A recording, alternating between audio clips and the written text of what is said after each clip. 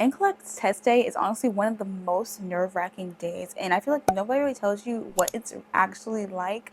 I passed my NCLEX in 115 questions, and I'm going to walk you through exactly what I did before, during, and after, so you don't go in feeling unprepared like I kind of did. And it goes a little something like...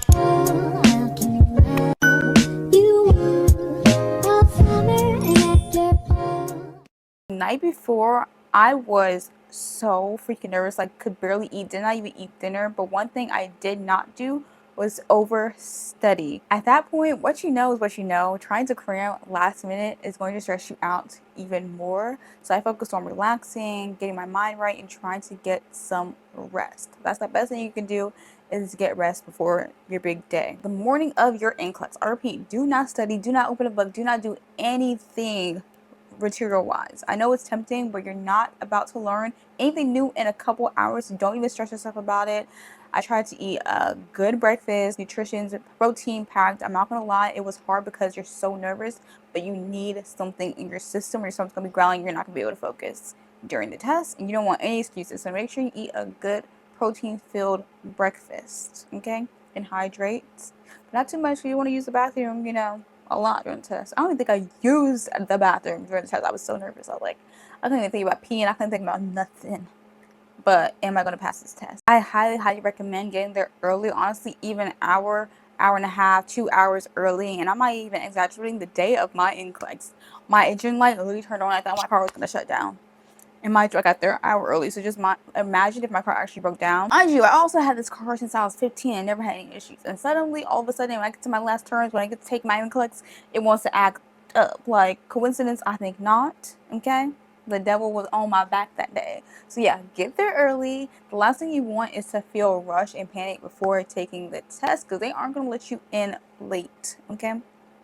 So make sure you get there early. I'd rather you be there 2 hours early, sit in the parking lot, relax, get some zen, listen to some music. That's what we did. Listen to music before the test and relax. When you get there, the check-in process is very structured. You'll show your ID, do things like palm scan, and they're really strict about security. So they'll have you remove things like jewelry. You cannot bring your phone or any personal items into the testing room. If you did not leave your phone in the car, they'll assign you a locker to put all of your belongings in there, and then you can get them at the end of the day once you're done with giving your information that you need. Once everything is put away, they'll give you your materials and send you into the testing area. When you walk in, it's not just you in the room. There are multiple computers with dividers between them. So you have your own space, but there are other people who are testing as well. And I don't think everybody in the computer room is taking the NCLEX. Some people are taking the NCLEX, some people are doing other standardized tests for their jobs.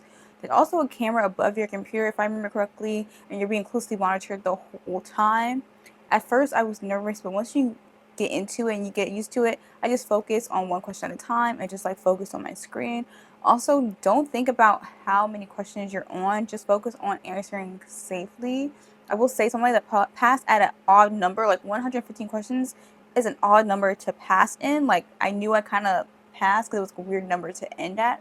So once I got past 75, 85 questions, whatever it is, I was like, why? Like, I started getting discouraged. Like, why am I still testing? Like, what is going on? Like, I don't know if I passed. I'm so freaking scared. And then it cut off and like my heart just dropped. I'm like, did I pass? Am I stupid? Like, I prepared all this. I spent all this money. Like, I hope I passed. Like, I was just freaking out the whole day. Could not eat a freaking thing once I left that testing center. Like, on the phone, just texting friends, like, did you, looking up, like, YouTube videos, like, how to see if you pass, like, just paranoid as ever, like a little freaking squirrel running around. They also usually offer earplugs, like I said, use them, because it helps you block out distractions and stops you from psyching yourself out from hearing other people or hearing when other people are getting up and like they finish before you. Just like try to block that out by using the earplugs. And I use scratch paper, and they give you write things out, slow yourself down, and really think about things. Doodle if you need to, if that helps you focus. I know it helps me focus a little bit, just like writing things on a piece of paper. Maybe that's seen from like a previous question, because sometimes on tests, like I don't remember if the NCLEX is, but sometimes on tests, like other questions will give you the answers to like the question that you're on now, or like a hint or something like that. My test cut off at 115 questions, and I'm not gonna lie, I did not know how to feel. Like I said before, You might feel confident or you might feel unsure, and it's completely normal. Also, if your test goes all the way to 180 questions, that does not automatically mean that you failed. Like, I know people who passed in 180 questions. I know people who failed in 180 questions. Like, you just never know. Like, it's a 50-50 chance. So don't try to read too much into the room. Read into the number. I also don't know how like they determine like the grading scale and all that stuff. I don't know how they measure that or how the testing is automatically prompted to do that. So after I finished, I got a confirmation email that I will insert here or here that I completed the NCLEX, and that doesn't mean you passed, but it just lets you know everything went through. From what I've seen, people who pass usually get an email within 24 to 48 hours. And I've heard from people in my cohort who didn't pass that they didn't receive anything during that time. So that can make the waiting even more stressful. Some of them had to call the facility like, hey, I haven't got anything in 2 days, da da da. They were notified that they did not pass the NCLEX. Waiting for the results is the hardest part. I remember Caitlin and I were on the phone for like maybe 1 to 2 hours just waiting, and right when we were about to hang up the phone, she got an email saying she passed and I didn't get anything. I was freaking out. Mind you, we took our exams the same day, the same time. Like, we went there together and did everything together. So I started getting super nervous, but then like I want to say like 10 to 20 minutes later, I got mine too, saying that I passed with my license number and all the information. And we were like, okay, we need food because we're so nervous and we didn't eat it all day. So we went to Bad Daddy's Burgers and we enjoyed a good hot meal together for the first time in like 24 hours.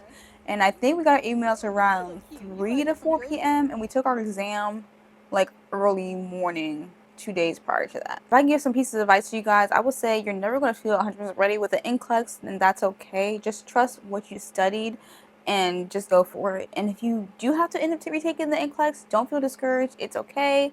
I'm pretty sure you will pass the second time. It does not define you. Just go back and adjust your strategy and try again. Try, fail, adjust, and definitely go watch my NCLEX study video. I'll put it here. It breaks down exactly what helped me pass the NCLEX and what resources I used to study. That was for today's video. Comment down below what your test date is and what really makes you nervous about taking this NCLEX, and email me if you guys want some of the resources that I have that I put in this video or whenever I inserted it about how to study for the NCLEX, and maybe some things that I wish I did differently about the NCLEX and some mistakes that other people make while taking the NCLEX. I wish you guys good luck. I think I didn't forget anything. Honestly, that's just a major part. And your school should walk you through how to apply to take the NCLEX, like submitting your social security, proofs of like birth, identity, name change forms if you're married, if you got your name changed, citizenship, stuff like that. If you are not born in the United States, they should walk you through all of those things, because I dang sure don't remember. It was a lot. We did that in our college composition class, and the teacher just walked us through how to do everything, and you'll get notified or like check marks once everything's submitted properly. So good luck on you guys NCLEX. Come back to this video and let me know if you guys passed your NCLEX or the other video that I inserted. Congratulations on becoming a new nurse, and I will see you guys in my next video. Probably will be about Chamberlain BSN. I love Chamberlain way better than ECPI in my humble opinion. So that'll probably be my next video of getting my BSN shortly after my ADN through another program.